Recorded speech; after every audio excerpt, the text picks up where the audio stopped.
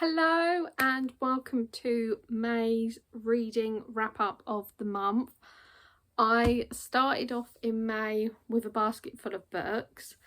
I didn't complete the basket full of books, but that's okay. I will show you and go through what I have read or not read, whether yes, no or maybe.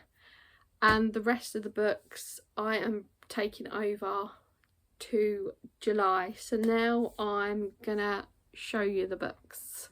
I'm gonna show you the books. I'm gonna show you the books. So the first book that I started reading in May is this one right here. For me, it's a yes. I really enjoyed it. It's well written.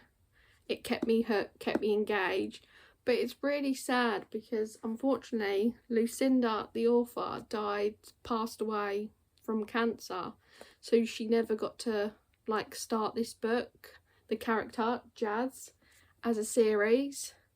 So unfortunately, but she has obviously written The Seven Sisters, and it's a series. I think it's quite a few books in the series, so eventually I will be buying it and then reading it. But this book, I'm just going to read a bit of the back.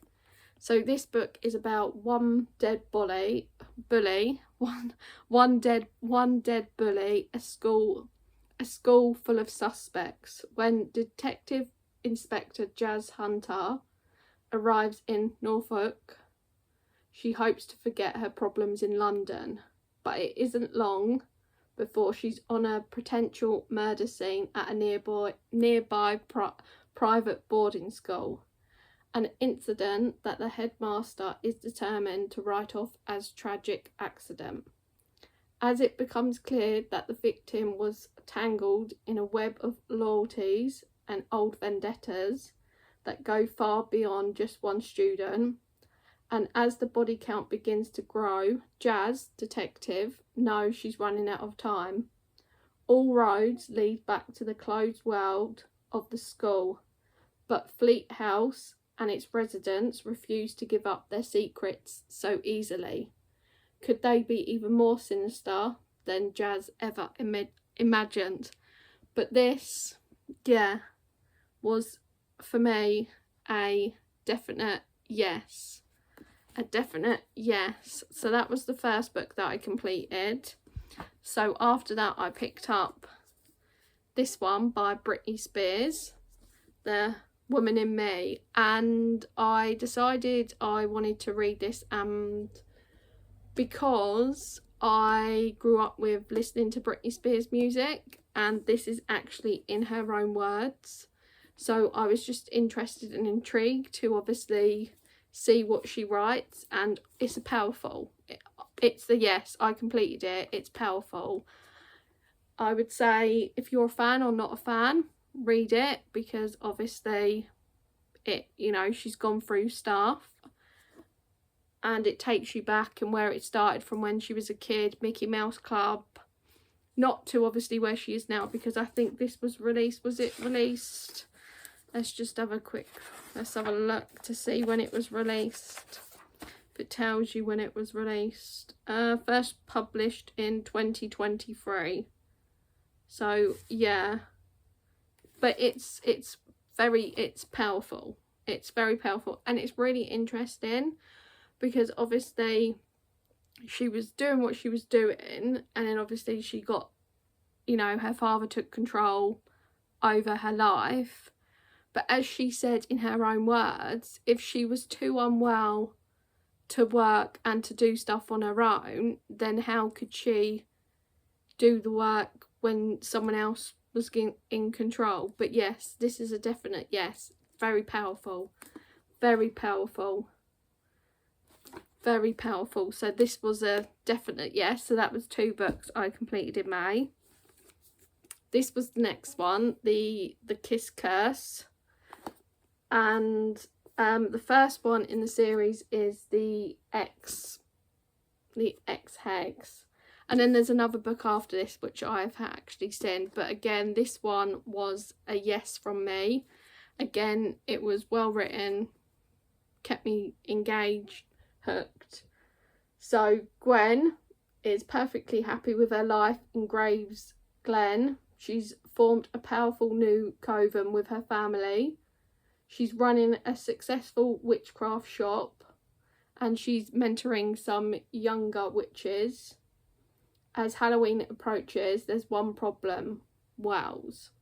Wells has come to Graves Glen for two reasons: to re-establish his family's connection to the town and to make a new life for himself away from his father.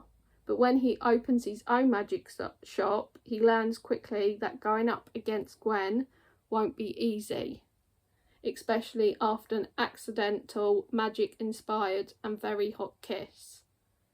Well, this is the thing. This is the thing with this. So, the kiss curse. So, I thought this was basically, maybe not the whole of the story, because obviously, because they come together and they're thrown together to once again with the sudden appearance of a mysterious coven, and someone's messing with Gwen's magic.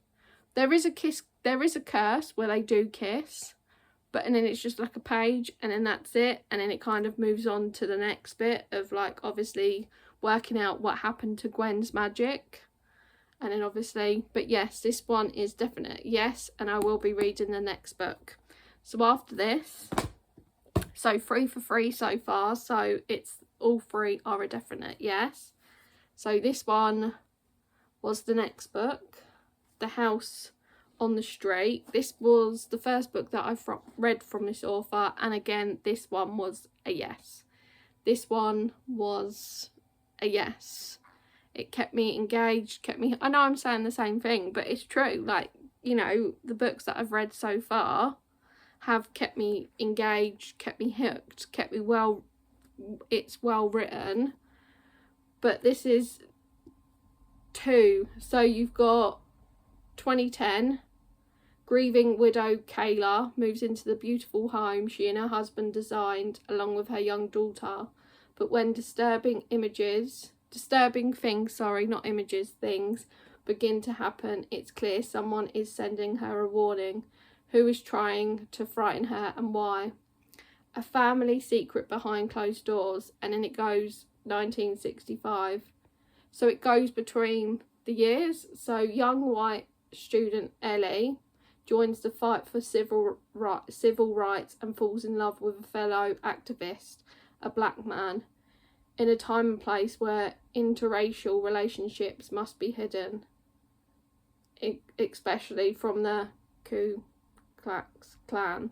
When rumours catch fire, Ellie realises the town folk she has trusted all her life could be the most dangerous ones of all. Heartbreaking. It's powerful, moving.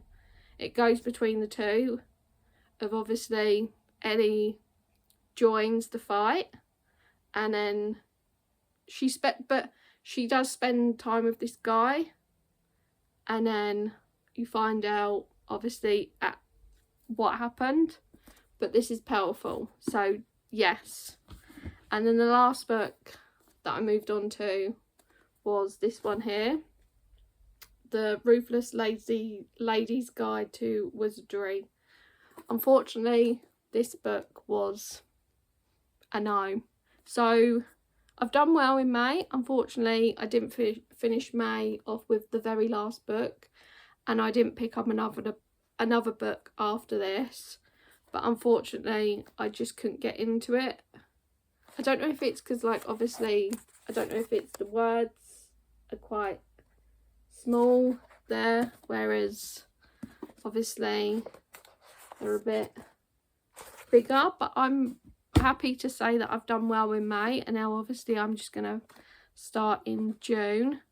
But yeah, unfortunately, I did give this book maybe 1 or 2 goes, but unfortunately it was a no from me. So yeah, so there you have it. So I managed in May to read four books, and I would say all 4 of these books I would definitely give a yes. Well, yeah, they are a yes. These 4 books here are a yes from me, and I will be reading more books from this author, Diane. This is the 2nd book, so yes, Erin. Britney Spears, no, because I don't think she's got any books anymore, like obviously memoirs or anything like that. So, but yeah, and Lucinda, I will be going to the 7 Sisters, but all yes. So I'm looking forward to getting stuck in, and stay tuned, and I will show you my, oh, just dropped one, but that's fine, my June read. So enjoy reading.